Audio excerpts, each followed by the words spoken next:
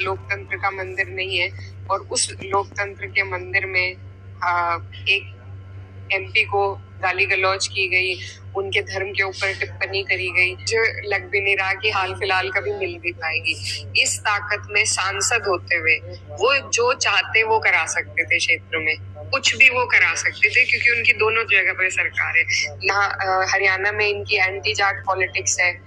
Western UP की बात ले ले, यहाँ पर ये जाट समाज को साधना चाह रहे हैं, तो इनकी हर स्टेट में जाकर भेदभाव की नीति बदलती है।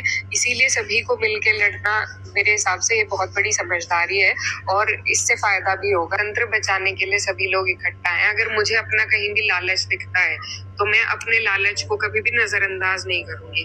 अगर बहुत बड़ी समस्या मेरे ऊपर, कोई मुसीबत हम सभी के ऊपर आ रही है, सभी लोग परेशान हो रहे हैं, तभी लोग इकट्ठे बैठकर इतनी चर्चा करते हैं। मुझे ये बिल्कुल ही निस्वार्थ तरीके से गठबंधन बनाया गया है। वेलकम मैडम, बताइए कि आपने अपना जो एजुकेशन है वो सीधे दिल्ली से और दिल्ली के बाद सीधे लंदन पहुंची। लंदन पहुंचने के बाद आपने सीधे राजनीति में कदम रखा, तो इस सफर में जो यहाँ की सियासत है और यहाँ का जो अवाम है उससे तालमेल कैसे आपने बनाया है?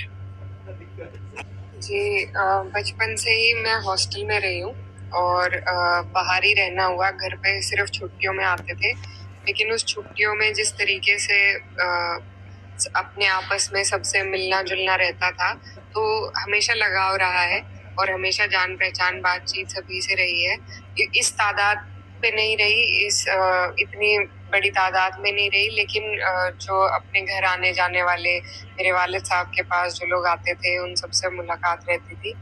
और पढ़ाई करने के लिए मैं लंदन गई थी ज़रूर, लेकिन मेरा इरादा नहीं था राजनीति में आने का। जो आप कह रहे थे कि वापस आकर यहाँ पे कैसे, तो मेरा इरादा नहीं था। बहुत मजबूरियों में मुझे राजनीति में आना पड़ा।